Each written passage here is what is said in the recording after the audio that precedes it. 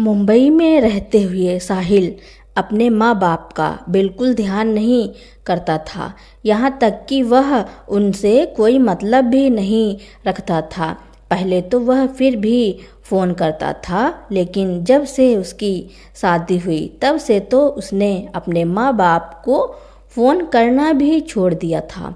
बेचारी ललिता जी को रह रहकर अपने बेटे की बहुत याद सताती थी, लेकिन बेटे को उनकी पड़ी ही नहीं थी, जिस कारण अक्सर दिनेश जी उन्हें डांट दिया करते थे कि जब बेटे को तुम्हारी कोई फिक्र नहीं है तो तुम क्यों उसकी परवाह करती हो। लेकिन माँ का दिल ऐसा ही होता है। वह अपने बेटे की याद में बीमार हो गई, लेकिन बेटा उन्हें देखने और मिलने नहीं आया।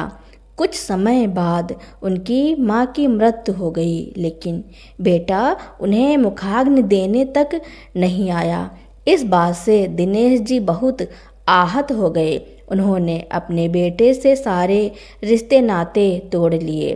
प्रयागराज के गंगा घाट, जहाँ बहुत से लोग अपने स्वर्गीय परिजनों का क्रियाक्रम कर रहे थे, उन्हीं में बैठा साहिल अपने स्वर्गीय पिता का क्रियाक्रम कर रहा था। तभी वहीं बैठा एक ब्राह्मण कहता है, जजमान, जिनका स्वर्गवास हुआ है उनके नाम से कोई दान दक्षिणा तो कीजिए। उस ब्राह्मण की आवाज़ सुनकर साहिल चौंका, और जब वह उसका चेहरा देखा तो उसके होश ही उड़ जाते हैं, क्योंकि जिस पिता का वह श्राद्ध कर रहा था वही उसके सामने बैठा था। पर कैसे? क्या यह सच था या साहिल का भ्रम था? अरे बेटा, कितने दिनों के लिए आया है? कम से कम 1 महीने तो रहेगा ना? 3 साल बाद आया है। आंखें तरस गई थी तुझे देखने के लिए। विदेश जाकर अपने माता पिता को भूल ही गया।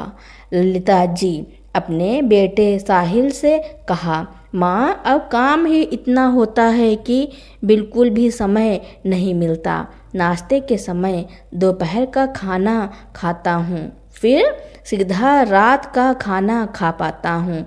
पता ही नहीं चलता कब सुबह से रात हो गई। साहिल ने कहा, बेटा, तो अब अपनी शादी का कुछ सोचा है? उम्र तो हो गई है, और कितनी देर करेगा? साहिल के पापा दिनेश जी ने कहा, पापा, दरअसल इसी के सिलसिले में मैं यहाँ आया हूँ। साहिल ने कहा, मतलब? जरा साफ साफ बोल बेटा। ललिता जी ने कहा, पापा, फेसबुक पर मैं एक लड़की से मिला और वह पुणे की रहने वाली है। उसी से शादी करना चाहता हूँ, और कल वह अपने परिवार के साथ यहाँ आ रही है। साहिल ने कहा, यह फेसबुक क्या होता है? वहाँ से लड़की कैसे मिलती हैं भला? क्या वहाँ लड़के लड़कियाँ एक दूसरे को देख भी लेते हैं? ललिता जी ने पूछा।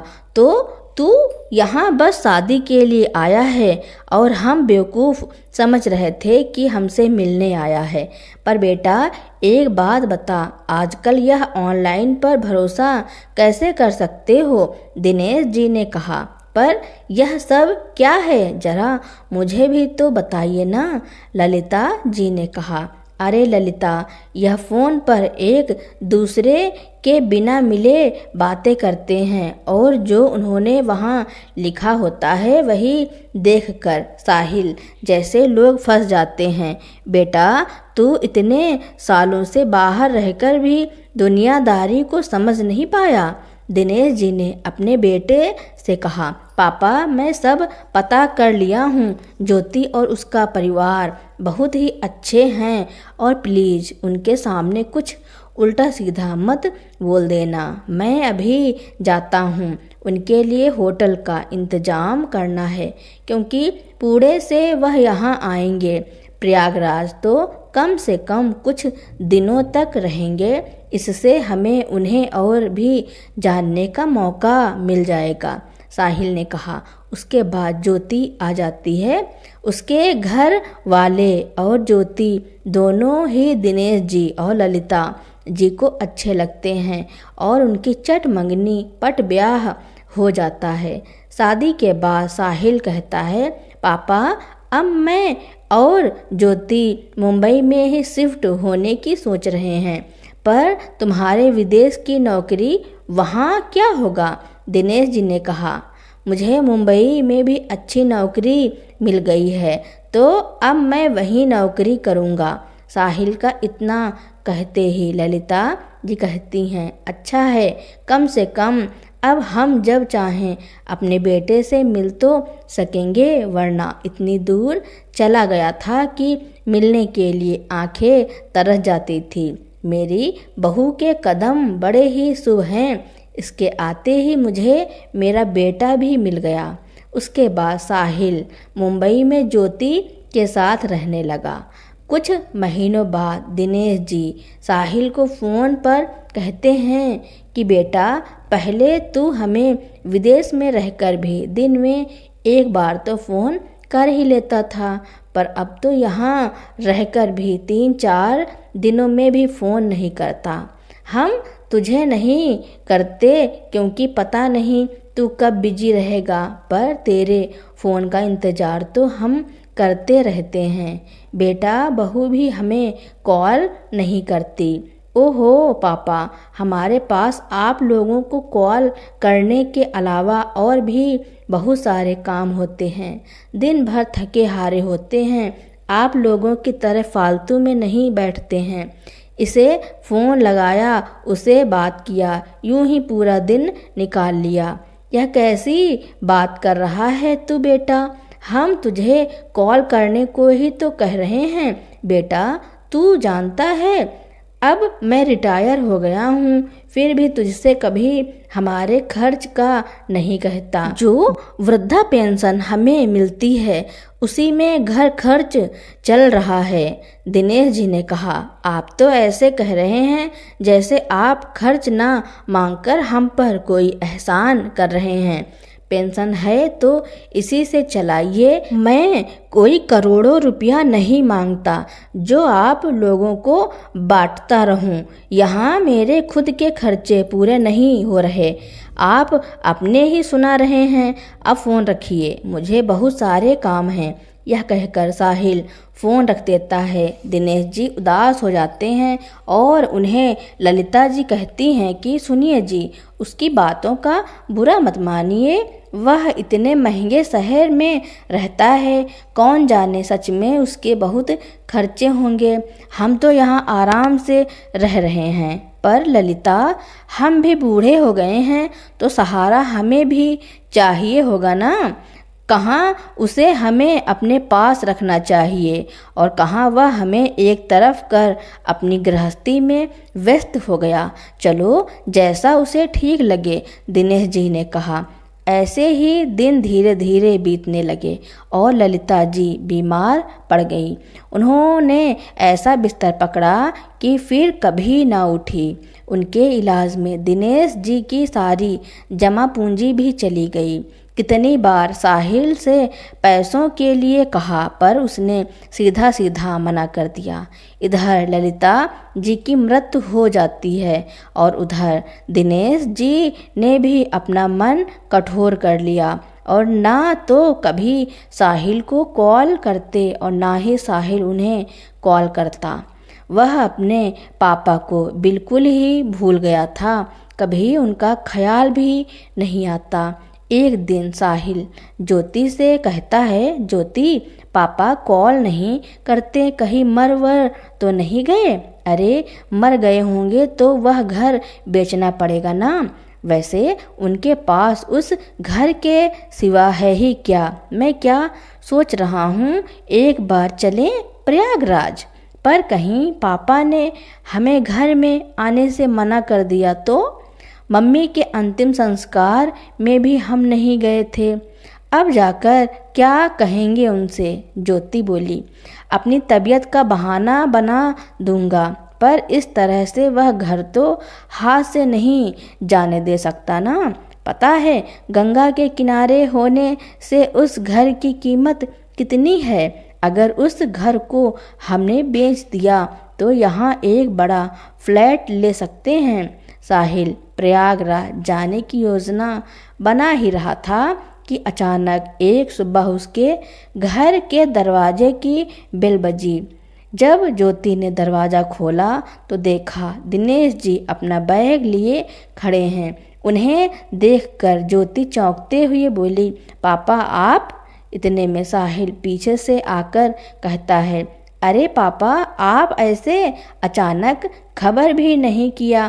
क्या खबर करता, तूने तो अब मेरी खबर लेनी ही छोड़ दी, इसलिए सोचा मैं खुद ही तेरी खबर लेने आ जाता हूँ। बेटा मैं अकेले अब नहीं रह सकता, पहले तो तेरी माँ थी इसलिए सोचा यहाँ चला आऊँ। इससे पहले दिनेश जी अपनी बात ख़त्म करते साहिल कहता है, हाँ ठीक है आप यहाँ रहिए, अंदर आइए। ज्योति साहिल को एक इशारा कर किनारे आने को कहती है और फिर वह साहिल से कहती है कि अब क्या सच में यह हमारे साथ रहेंगे? मैं कह देती हूँ मुझसे उनकी सेवा नहीं होगी। अरे समझो, अभी हम उनके पास जाने वाले थे और यहाँ आ गए। हमारे लिए तो अच्छा ही हुआ ना कि अब इनसे प्रयागराज वाला घर अपने नाम करवा लेंगे, क्योंकि यह अभी मजबूर और बेसहारा हैं, तो इनका पूरा फ़ायदा उठाएंगे। तुम घर के सारे काम इनसे करवाना और बदले में 2 रोटी खिला देना। इसे कहते हैं दोनों हाथों में लड्डू। साहिल ने कहा, ठीक है यह तो समझ गया कि इनसे घर का काम लेना है, पर यह हमारे नाम ना करना चाहे तो? ज्योति ने पूछा, तुम्हें क्या लगता है मैं इनसे कहकर कागजात पर साइन करवाऊंगा? अरे उसके लिए भी मेरे पास प्लान है, तुम बस जैसा मैं कह रहा हूँ करती जाना, साहिल ने कहा। उसके बाद ज्योति पूरी तैयार हो जाती है दिनेश जी को काम पर लगाने के लिए। एक दिन ज्योति दिनेश जी से कहती है, पापा यूँ खाली बैठे रहने से नहीं चलेगा, रसोई में बर्तनों का ढेर लगा हुआ है, वह जाकर धो दीजिए और उसके बाद कपड़े भी धोने हैं। पर बहू मेरे घुटनों में बहुत दर्द है, मैं इतना सारा काम कैसे करूँगा? दिनेश जी ने कहा, अरे आपके खर्च उठाने के लिए ही आपके बेटे ने शांता बाई की छुट्टी कर दी ताकि उस खर्च से आपका खर्च चला सके, और यहाँ आपके नखरे ख़त्म ही नहीं होते। देखिए पापा, हमने यहाँ कोई धर्मशाला नहीं खोल रखा है, यहाँ रहना है तो घर के काम भी करने पड़ेंगे। ठीक है बहू मैं जाता हूँ। इसके बाद दिनेश जी सारे काम ख़त्म करके आते हैं। एक रोज़ दिनेश जी घर में झाड़ू लगा रहे थे कि तभी साहिल वहाँ से गुजरा, जिससे झाड़ू से इकट्ठा किया हुआ कूड़ा बिखर गया। इस पर दिनेश जी से माफ़ी मांगने की जगह उन पर साहिल भड़क उठा और कहने लगा, पापा घर में नरक मचा रखा है आपने, ऑफिस के लिए निकल रहा था, पूरा मूड खराब कर दिया। आप खड़े खड़े देख क्या रहे हैं? जाइए कपड़ा लाकर मेरे जूते साफ कीजिए, पता नहीं कब यह आफत मेरे सर से टलेगी। दिनेश जी दौड़कर कपड़ा लाते हैं और साहिल उनके घुटनों पर अपने जूते रख देता है। दिनेश जी के आंसू आ गए और यह सोचने लगे कि ऐसे बच्चों से तो बे औलाद होना ही अच्छा है। साहिल के जाने के बाद ज्योति कहती है, पापा आज पोछा के बाद पूरे घर की डस्टिंग कर देना, मुझे घर का कोना कोना चमकता दिखना है। पर बहू झाड़ू पोछा करने में ही काफ़ी देर हो जाएगी और मेरी इतनी उम्र भी नहीं है कि इतने सारे काम एक दिन में कर सकूं, कुछ तो रहम करो मुझ पर। सुबह से काम में लगा हुआ हूँ, भूख भी लग गई है, चाय बिस्किट ही खाया था बस। दिनेश जी ने कहा तो कहना क्या चाहते हैं आप? अरे शुक्रिया कीजिए हमारा, जो रहने और खाने को दे रहे हैं, वरना तो सड़क पर इतने ठाठ कहाँ से ला पाते। चलिए, बहुत समय खराब कर लिया, अब जो कहा है वह करिए। ज्योति यह कहकर अपने कमरे में चली गई। दिनेश जी सब काम से थककर जैसे ही खाने बैठते हैं, ज्योति उन्हें कोई न कोई काम दे देती है। दिनेश जी की तो ना नींद पूरी होती है, ना ही आराम ही नसीब में आता है। उन्हें तो खाना भी पेट भर नहीं मिलता। एक दिन दिनेश जी को साहिल कहता है, पापा आप यहीं रहते हैं तो प्रयागराज वाले घर की देख रेख भी नहीं हो पाती, तो क्यों ना उस घर को बेच दे ताकि हम यहाँ बड़ा सा फ्लैट लेकर एक साथ रह सकें। वह बेटा क्या है ना, मैं यहाँ आने के बाद घर के कामों में इतना उलझ गया कि एक बहुत ही महत्वपूर्ण बात बताना ही भूल गया। वह तुम्हारे नाना ने कुछ पैसे तुम्हारी माँ के नाम पर फिक्स करे थे, जिसकी नामनी उसने मुझे रखा था। अब तुम्हारी माँ तो रही नहीं, इसलिए वह पैसे मैं हमारे प्रयागराज वाले घर की मरम्मत में लगाना चाहता हूँ, पर यह कागजी कार्रवाई मेरे पल्ले नहीं पड़ रही, तो अब मैं सोच रहा हूँ कि उन पैसों को तुम्हें सौंप दूँ ताकि उसकी जिम्मेदारी तुम ही उठा सको। दिनेश जी ने कहा। यह सुनकर तो ज्योति और साहिल के मन में लड्डू फूटने लगे। कहाँ उन्होंने सिर्फ प्रयागराज के घर के बारे में सोचा था और कहाँ यहाँ ऊपर से पैसे भी आ रहे हैं। फिर साहिल पूछता है कि कितने पैसे हैं पापा? यही कोई 20 लाख रुपए होंगे, दिनेश जी ने कहा। ठीक है, क्या करना है बता दीजिएगा, कहाँ जाना है कल ही चलेंगे। साहिल यह कहकर अपने कमरे में जाता है। पीछे पीछे ज्योति भी आती है, तो इस पर साहिल ज्योति से कहता है, अरे ज्योति, हम तो समझ रहे थे कि यह बुढ़ा हमारे सर का बोझ है, पर यह तो सोने के अंडे देने वाली मुर्गी निकला। सुनो, इससे हम बदतमीजी मत करना। जब तक यह पैसे और घर हमारे नाम हो जाए, फिर फेंक देंगे इन्हें घर से बाहर। उसके बाद से दिनेश जी के तो आराम ही हो गए। उन्हें समय पर खाना मिलता। पहले जहाँ इतना काम करवाया जाता था, वहीं अब एक गिलास पानी तक उन्हें उठकर पीना नहीं पड़ता था। उनके कोई इच्छा उनके मुंह से निकलने से पहले ही पूरी हो जाती।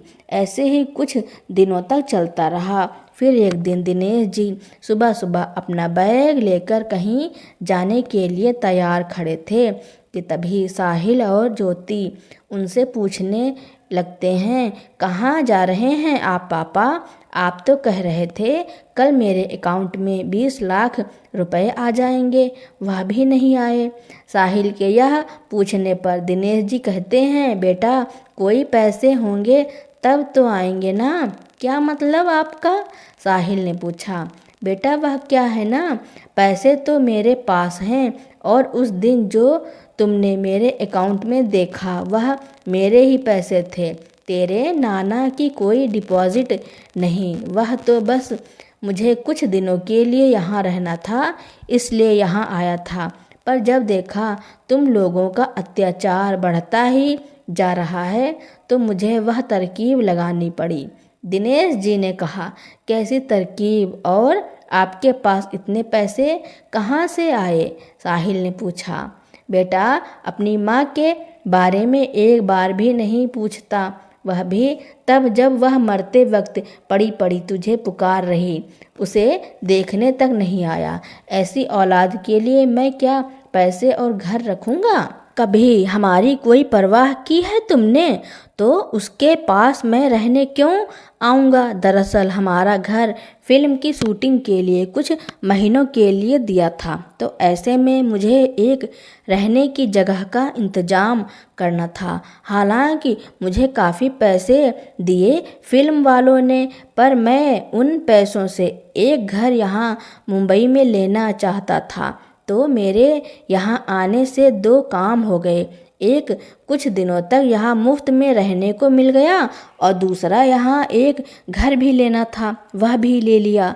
यह नाना की एफडी वगैरह तो बस तुम लोगों से सेवा लेने की चाल थी, इसलिए तुम लोगों के अत्याचार झेल रहा, क्योंकि मुझे यह देखना था कि तुम लोग कितने नीचे गिर सकते हो, और तुमने इतना नीचे गिर कर भी दिखा दिया जहाँ से उठना अब नामुमकिन है।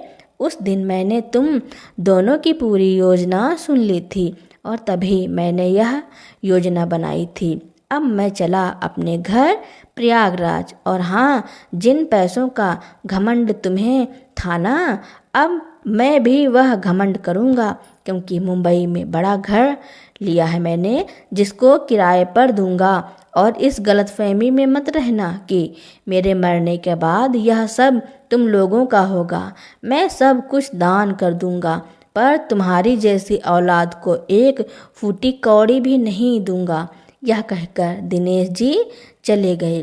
साहिल को दिनेश जी पर बहुत गुस्सा आया कि पापा ने उसका इस्तेमाल किया और बदले में उसे ठेंगा दिखाकर चले गए। इसलिए उसने एक योजना बनाई और उसने ज्योति से कहा, मैं इस बुढ़े को इसकी असली औकात दिखा कर ही रहूँगा। बहुत घमंड हो गया है ना इन्हें अपने पैसों का।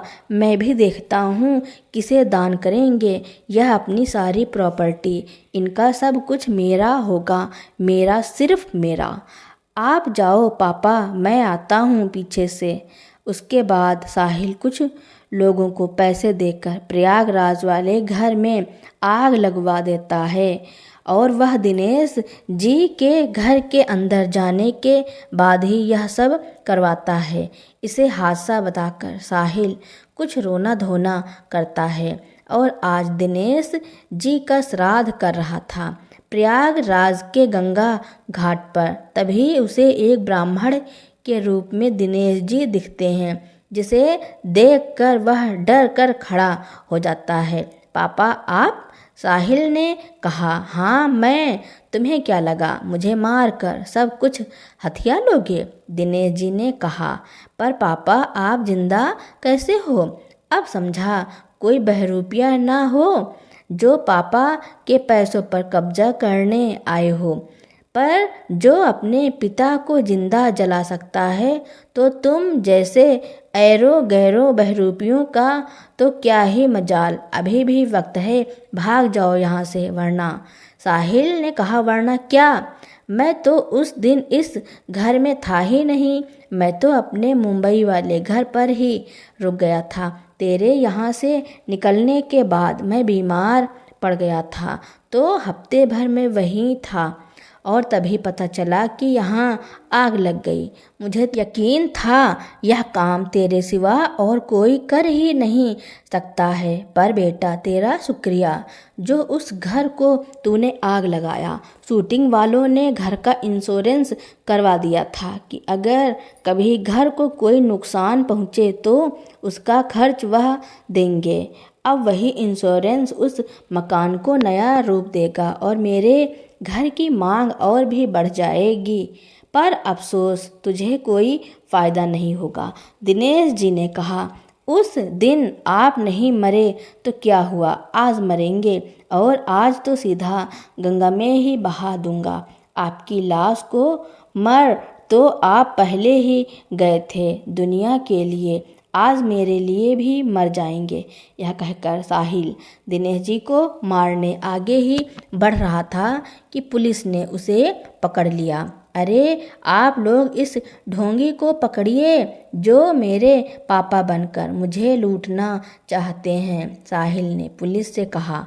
कोई फ़ायदा नहीं बेटा, तुम्हारा कबूलनामा है इनके पास, झूठ सच सब ही को पता है। जाओ अब जेल में बैठकर अपने रिहा होने की दुआ मांगना। हाँ, वह दुआ कबूल होगी या नहीं यह बता पाना थोड़ा मुश्किल है। फिर पुलिस साहिल को गिरफ्तार कर लेती है और पिता को मारने के जुर्म में 10 साल की सज़ा दिलवाई। पिता का ऐसा कठोर फैसला सुनकर अदालत में मौजूद सभी की आंखें फटी की फटी रह जाती हैं। सभी लोग दिनेश जी से कहते हैं कि कोई पिता अपने सगे बेटे के साथ इतना कठोर कैसे हो सकता है। दिनेश जी बोले, अगर एक बेटा अपने पिता की जान लेने की कोशिश कर सकता है तो पिता भी कठोर हो सकता है। दिनेश जी भरी अदालत में सभी से विनती करते हैं कि मैं अपने हम उम्र के सभी लोगों से कहना चाहता हूँ कि अगर आप भी बच्चों के अत्याचार को बर्दाश्त कर रहे हैं तो अपने लिए आवाज़ उठाइए। अगर हम खून पसीना एक करके बच्चे को समाज में जीने के काबिल बना सकते हैं तो वक्त आने पर उन्हें आईना भी दिखा सकते हैं। दिनेश जी की बात सुनकर पूरी अदालत उनके लिए ताली बजाने पर मजबूर हो जाती है। खुद जज साहब उनका साक्षात प्रणाम करते हैं और बाहर अदालत से निकलते ही पूरी मीडिया वाले उन्हें घेर लेते हैं। उनकी बहू बार बार उनसे माफ़ी मांगती रही पर दिनेश जी ने उसे माफ़ नहीं किया। अब साहिल जेल की हवा खा रहा है। उसकी पत्नी दर दर भटकने पर मजबूर हो गई। एक बार तो ज्योति को लगा कि वह अपने मायके चली जाए। वह अपने मायके गई थी, लेकिन जब उसके माँ बाप और भाई भाभी को इस बारे में पता चला तो उन्होंने भी उसे अपने घर में रखने से मना कर दिया और कहा कि जो अपने पिता समान ससुर के साथ ऐसा कर सकती है उसके लिए मेरे घर में कोई जगह नहीं।